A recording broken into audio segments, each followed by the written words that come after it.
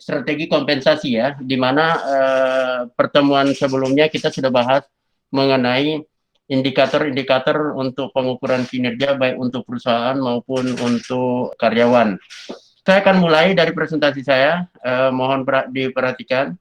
Nanti ini slide-nya akan saya kirim nanti melalui email atau drive nanti ya. Nanti bisa ini ya langsung bisa. Sekarang kita perhatikan slide berikut ini.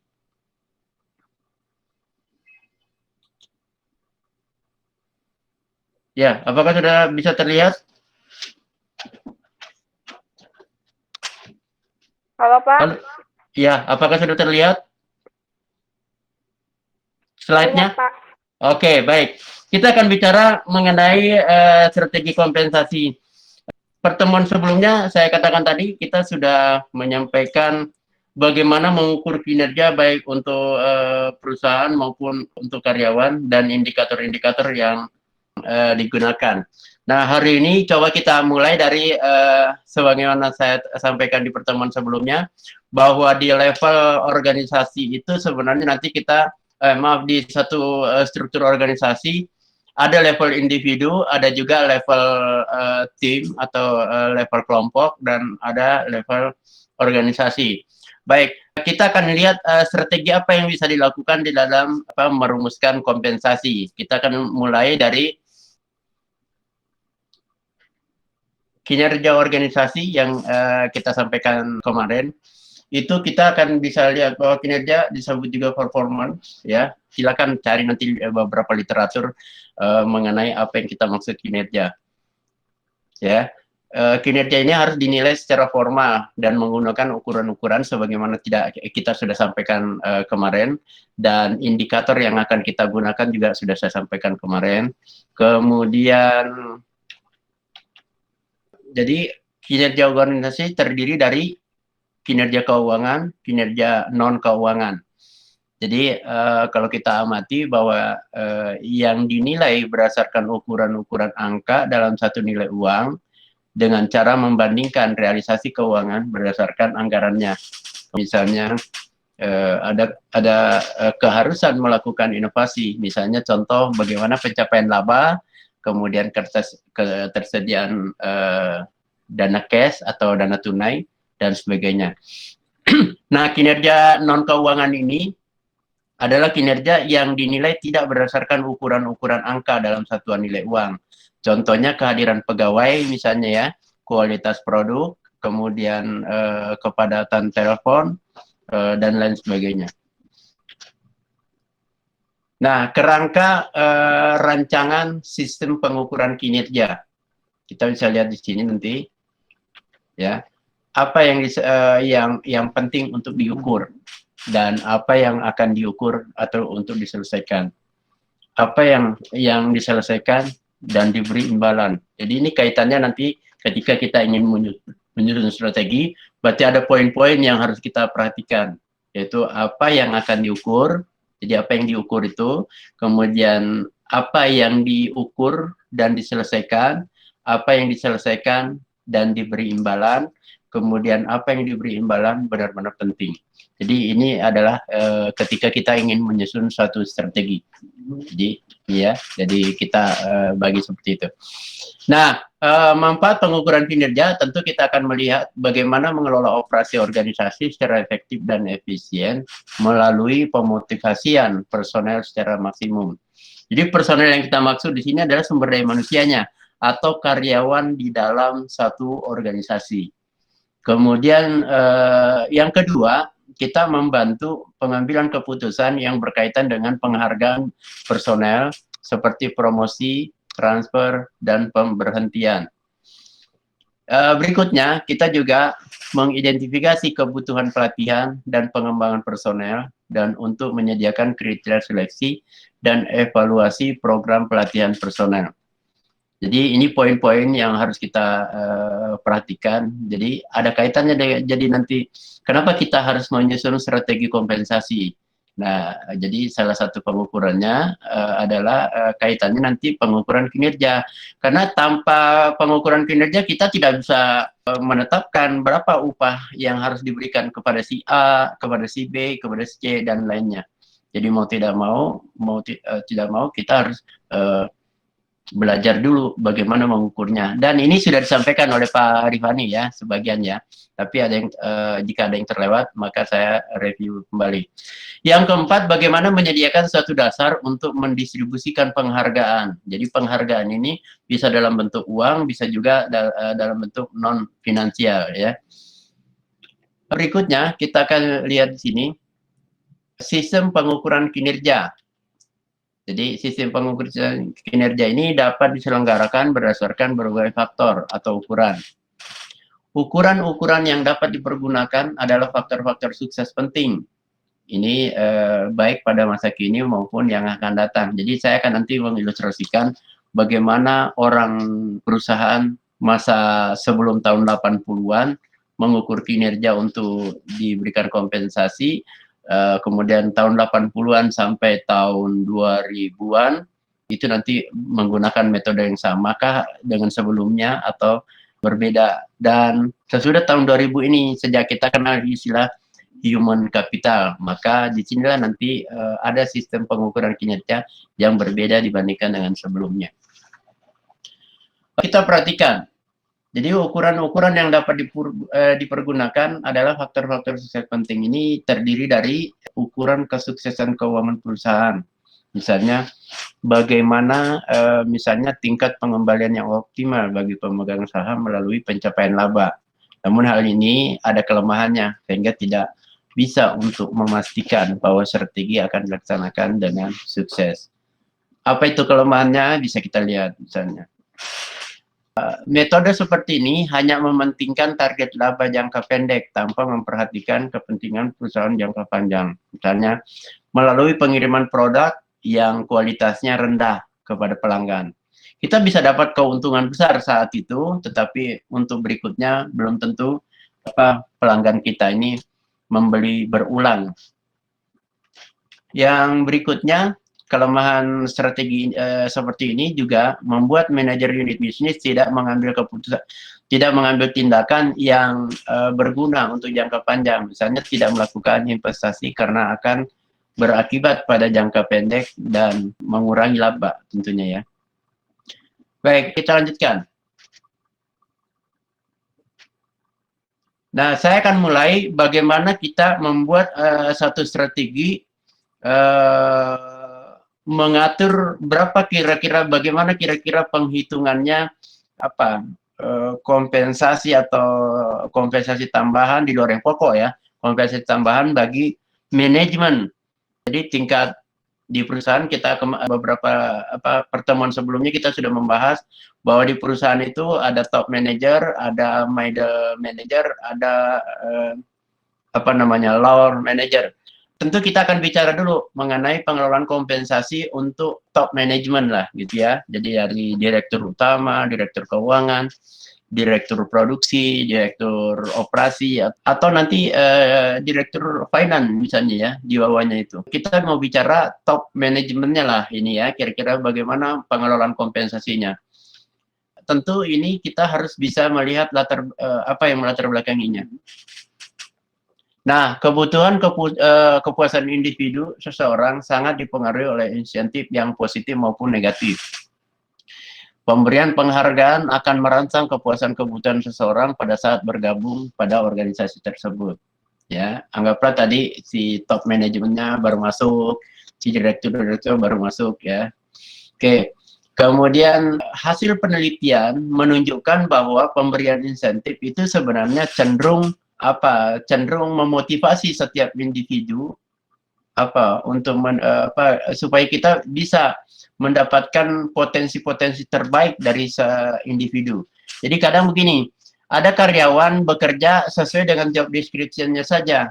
Dia kalau ditugasi apa, dia hanya mengerjakan itu. Jadi tanpa dia berkreasi, tanpa dia berinovasi. Jadi dia bekerja sesuai dengan job description, tidak ada inisiatif untuk meningkatkan prestasi yang lebih besar lagi atau yang lebih tinggi lagi. Ada juga karyawan memang sejak dia masuk sudah berkeinginan untuk meningkatkan selalu ingin menunjukkan prestasi terbaiknya.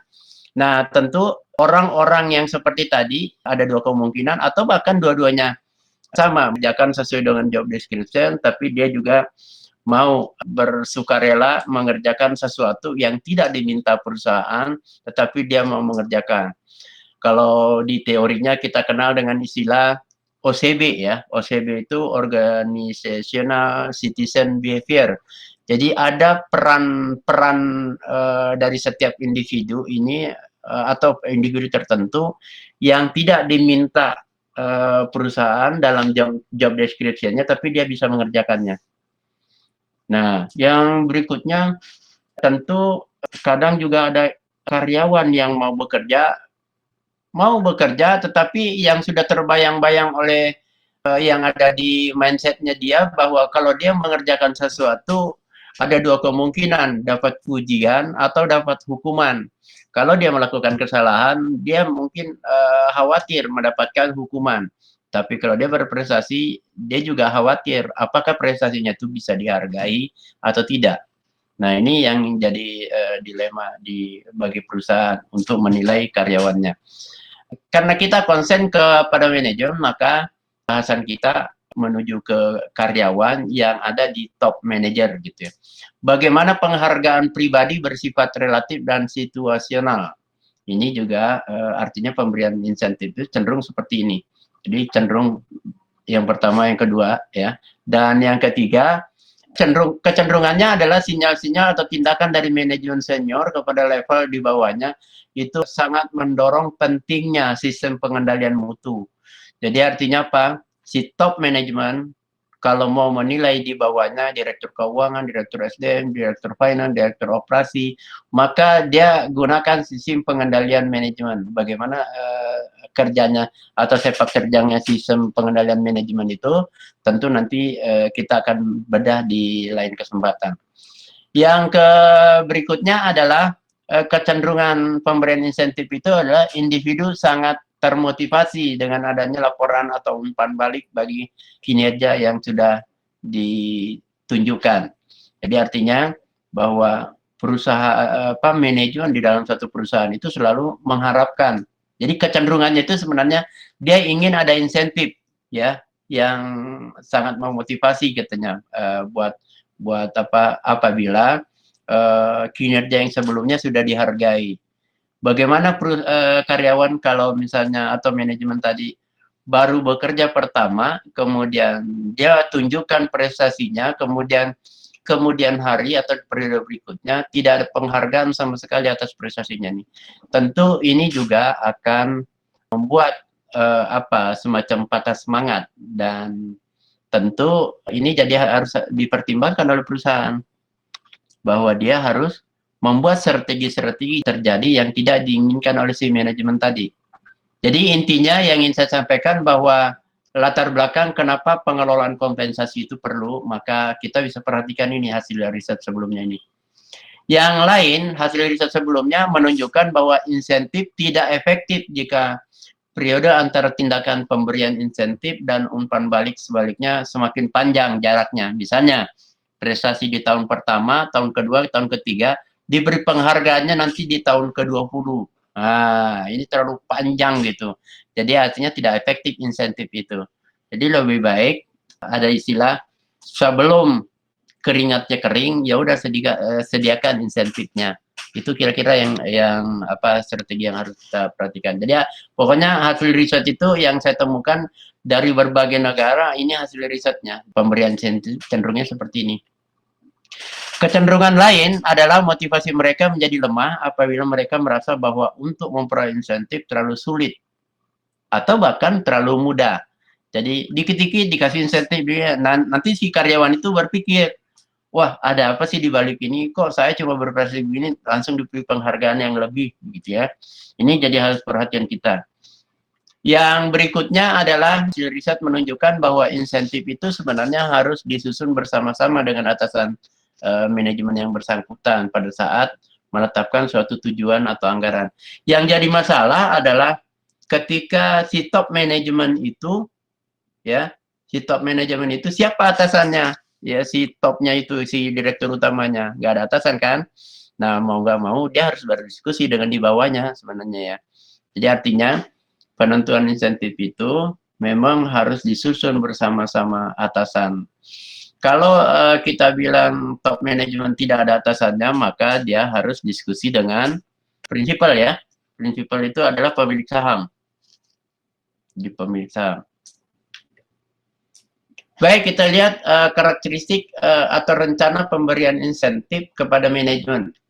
Jadi ada istilah paket pemberian insentif secara total kepada manajemen ya, terdiri dari 3 komponen, yaitu gaji, kemudian tunjangan pensiun dan kesehatan, dan yang ketiga adalah kompensasi atau insentif yang tadi saya maksud itu. Jadi ada gaji pokok ya, ada tunjangan, ada insentif. Nanti kita akan bedakan di mana letak perbedaan antara misalnya gaji, upah, kompensasi, remunerasi, salary, atau banyaklah istilah-istilah nanti yang akan kita bahas di pertemuan-pertemuan berikutnya.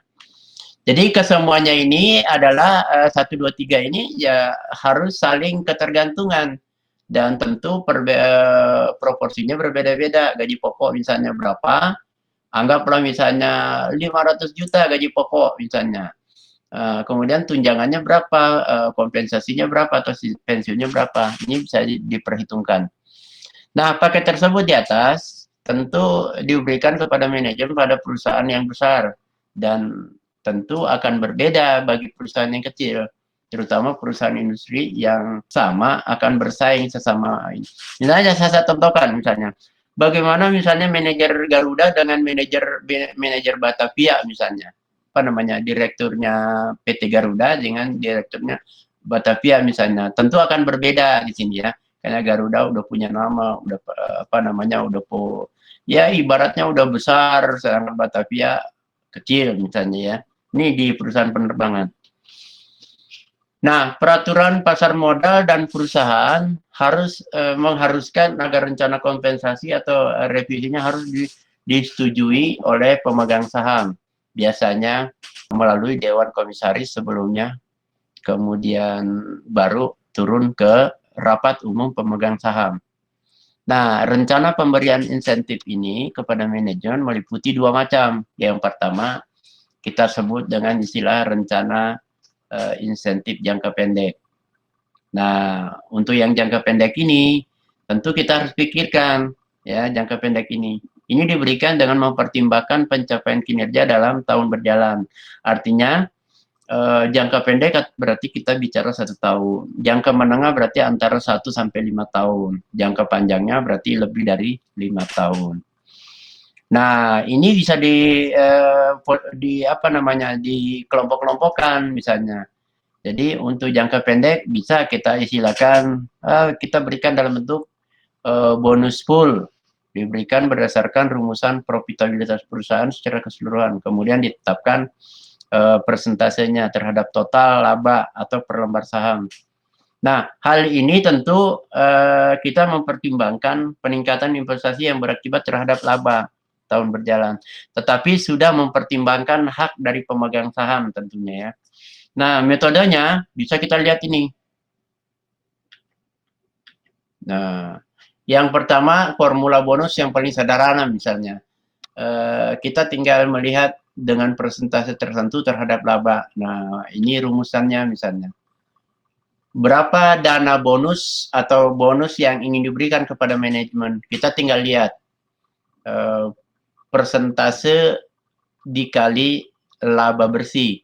Jadi misalnya apakah 20%, apakah 10% dari laba bersih itu sebagai bonus gitu ya.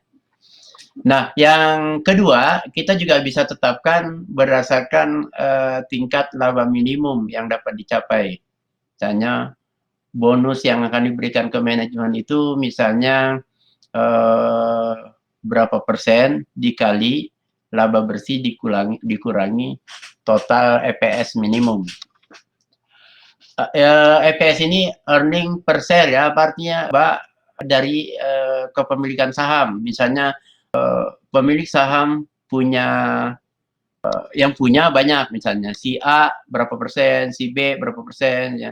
Jadi laba-laba yang mau di-share itu nanti laba bersih dikurangi dengan itu, dikalikan berapa persen yang akan dijadikan perkaliannya untuk mendapatkan bonus, ya. Jadi ada dua formula yang sudah kita bisa hitung nanti. Nah, pertemuan nanti berikutnya diharapkan kita punya kalkulator ya di depan meja ya, supaya kita bisa menghitung-hitung. Di ketiga, metode lain yang bisa menghubungkan laba dengan modal, misalnya untuk menentukan bonusnya itu adalah presentasi laba sebelum pajak dan bunga atas hutang jangka panjang. Kemudian dikurangi beban modal atas total kekayaan pemegang saham plus hutang jangka panjang. Jadi hitung-hitungannya nanti agak-agak rumit ya. Tapi secara sederhana seperti ini. Yang keempat, sama dengan metode ketiga, tetapi ditetapkan pada pengertian modal sama dengan kekayaan pemegang saham. Yang kelima, bonus diberikan berdasarkan persentase kenaikan laba dibandingkan dengan laba yang sebelumnya. Nah, bonus diberikan berdasarkan kemampuan memperoleh laba relatif ya, dibandingkan dengan kemampuan rata-rata laba industri.